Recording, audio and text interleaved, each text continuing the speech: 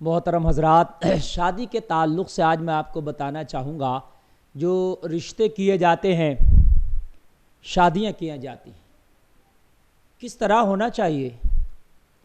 قرآن میں فَانْكِحُوا مَا طَابَ لَكُمْ مَثْنَىٰ وَثُلَاثَ وَرُبَاعَ، تم نکاح کرو ان سے جو تمہیں بھائیں۔ بہانے کا مطلب ہے پسند آئیں، یعنی نکاح کے لیے پسند ضروری ہے۔ تو قرآن میں تم نکاح کرو ان سے جو تمہیں پسند آئیں۔ معزز سامعین، ہوتا کیا ہے، جب نکاح کرنا ہوتا ہے، اپنے بچوں کی شادیاں کرنا ہوتی ہیں، تو اکثر ایسا ہوتا ہے کہ ماں باپ نہیں پوچھتے اپنے بچوں سے کہ ہم تمہاری فلاں جگہ شادی کر رہے ہیں، وہ تمہیں رشتہ پسند ہے کہ نہیں ہے۔ وہ اپنی چودراہٹ اور اپنی ایٹھ میں ہوتے ہیں، نہیں ہم نے کہہ دیا تو کرنا ہے۔ اچھا، لڑکوں سے تو کبھی کبھار پوچھ بھی لیا جاتا ہے، بار بار بلکہ پوچھ لیا جاتا ہے، لیکن لڑکیوں سے تو بہت کم، الا ماشاء اللہ، نہیں پوچھا جاتا۔ اور قرآن کہہ رہا ہے ان سے نکاح کرو جو تمہیں بھائیں۔ تو معزز سامعین، بھائیں گی تو تب پسند تو تب آئیں گی نا، تب دیکھو گے۔ تو اگر آپ کوئی لڑکا دیکھنا بھی چاہے تو شریعت نے یہاں تک اس کو اجازت دی ہے کہ وہ اپنے رشتے کے لیے دیکھ سکتا ہے، یا بن دیکھے یا کسی سے پہلے کوئی دیکھا ہوا ہو اور اس میں وہ اپنے رشتے کی پیشکش کرے تو کر سکتا ہے۔ یہاں پر دیکھا گیا ہے کہ کبھی کبھی لڑکوں کی مرضی تو چل جاتی ہے، مگر ہم اپنی بیٹیوں کی رضا نہیں پوچھتے۔ آخرکار حق تو ان کا بھی اتنا ہی ہے نا۔ جب نکاح کرنے چلو تو جہاں بیٹوں سے پوچھا جا رہا فلاں جگہ تیرا نکاح کرنے کے لیے جا رہے ہیں، فلاں جگہ تم سے تمہاری شادی کرنا چاہ رہے ہیں، تمہیں پسند ہے کہ نہیں، ویسی بیٹیوں سے پوچھا جائے۔ گھر میں مائیں اپنی بیٹیوں سے پوچھیں فلاں جگہ تمہارا رشتہ کرنا چاہتے ہیں، وہ لڑکا تمہیں پسند ہے کہ نہیں ہے۔ اگر بیٹی ہاں کہہ دے تو اس رشتے کی بات آگے بڑھائی جائے، اور بیٹی اگر منع کر دے تو اس کے ساتھ زبردستی نہ کی جائے، اس کو مجبور نہ کیا جائے۔ لیکن بہت سے لوگ اپنی پگڑی نیچی نہ ہو جائے، نیا میں نے تو بچپن میں بات کر لی تھی، میری بات خراب نہ ہو۔ تیری بات نہیں خراب ہونے کی بات ہے، قرآن کہتا نکاح کرو جو تمہیں بھائیں، جو تمہیں پسند آئیں۔ تو یہاں پسند کا معاملہ پہلے ہے، اس لیے کہ زندگی باپ کو نہیں گزارنا ہے، زندگی ماں کو نہیں گزارنا ہے، زندگی گھر والوں کو نہیں گزارنا ہے، زندگی لڑکے کو اس لڑکی کے ساتھ گزارنا ہے اور اس لڑکی کو اس لڑکے کے ساتھ گزارنا ہے۔ تو پسند ان دونوں کی ہونا ضروری ہے، نہ کہ سب اور لوگوں کی پسند۔ ہاں، میں اتنا کہوں گا کہ جہاں لڑکے کی پسند ہو، لڑکی کی پسند ہو، تو گھر والوں کی بھی پسند ہونا چاہیے، مشورہ ہو، سب کا مشورہ ہونا چاہیے، تو لڑکی کو مجبور نہ کیا جائے۔ ہمارے معاشرے میں کیا ہوتا ہے کہ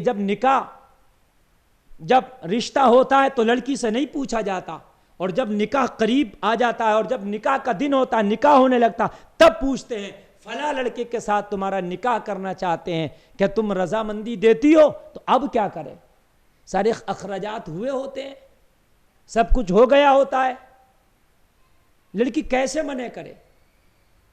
اس وقت تو اس کو ہاں کہنے ہی ہے، نہیں بھی کہے تو زبردستی کہلوا دیا جاتا ہے۔ اس سے پہلے پوچھو، لڑکے سے بھی پہلے پوچھو، لڑکی سے بھی پہلے پوچھو، ان کے جذبات کا گلا نہ گھونٹو، انہیں زندگی گزارنا ہے، انہیں اس بندھن میں زبردستی باندھنے کی کوشش نہ کرو، ورنہ اللہ کے ہاں تم سے سوال ہوگا۔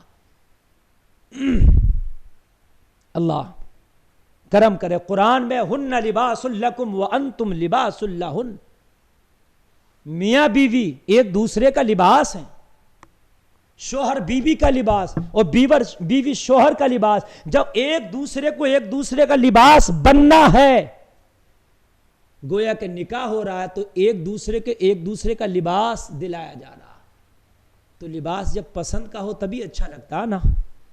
سامعین، جب آپ بازار میں جاؤ اور جب آپ اپنے لیے لباس خریدنے لگو تو لباس اپنی مرضی کا خریدو کہ تب زیادہ اچھا لگے گا نا۔ کسی دوسرے کی مرضی کا اگر آپ نے لباس خرید لیا تو ہو سکتا ہے وہ آپ کو پسند نہ آئے. آدمی بچہ ہوتا ہے تو والدین جیسا چاہے خریدا پہنا دیا، لیکن جب بڑا ہو جاتا ہے، جوان ہو جاتا ہے، جب شعور اس کا جوان ہو جاتا ہے تو پھر کہتا ہے کہ اب میں بازار جانے کے قابل ہو گیا ہوں، اب لباس مجھے اپنا لباس اپنی مرضی کا خریدنے دو، اب تو کلر بھی میری مرضی کا ہوگا، کپڑے کی کوالٹی بھی میری مرضی کی ہوگی، اس کا فیشن و ڈیزائن بھی میری مرضی کا ہوگا. تو قرآن نے ایک دوسرے کا لباس کہا ہے میاں بیوی کو، تو لباس مرضی کا ہو تو زیادہ بہتر ہے، اس میں زبردستی نہ کریں. اگر کہیں پر لڑکا پیشکش کر رہا ہے اپنی شادی کے لیے، کر سکتا ہے، شرعی اعتبار سے جائز ہے، کچھ لوگ اس کو غلط سمجھتے ہیں، تو شرعی اعتبار سے جو طریقہ ہے آپ رشتہ بھجوا سکتے ہیں، وہاں پر طریقہ ہے، جائز ہے، یہ شرعی حدود میں رہ کے آپ اس کا رشتہ بھجوائیے، اور رشتہ بھجوا کر کے اگر ادھر سے یس ہو جائے تو پھر آپ ان بچوں کی خوشی کا رشتہ کر ڈالیے.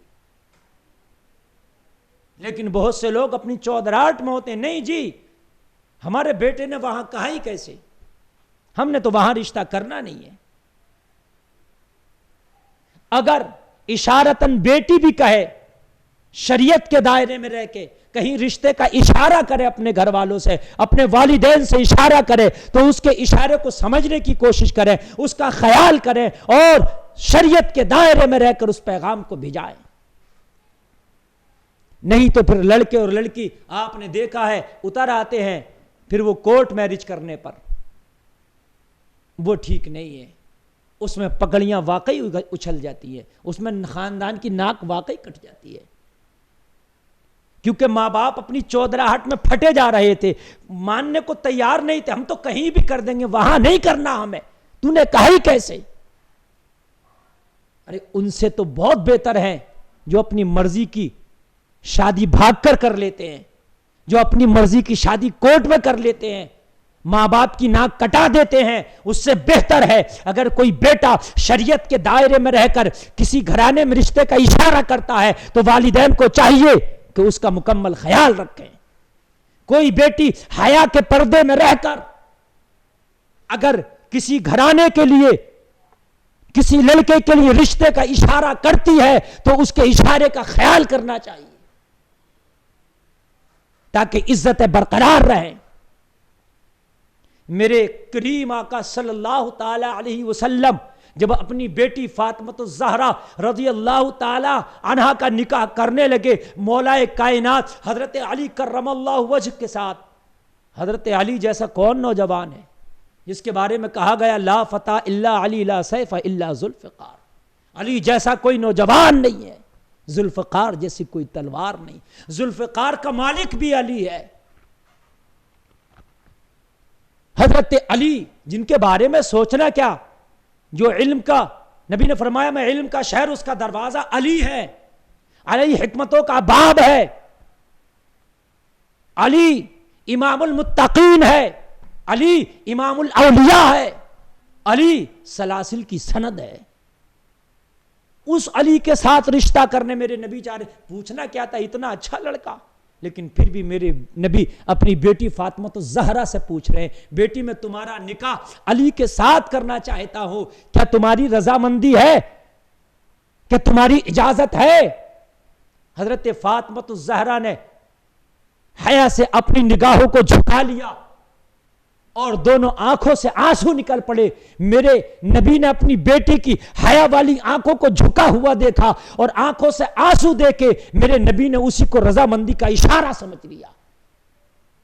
اسی سے فقہاء اخذ کرتے ہیں کہ اگر لڑکی سے پوچھا جائے نکاح کے لیے اور لڑکی زبان سے کچھ نہ کہہ کر کے نگاہ جھکا کے اگر آنکھوں سے آنسو بھی نکال دے، خاموش بھی ہو جائے، تو اس کی خاموشی بھی رضا کا اشارہ ہوتی ہے.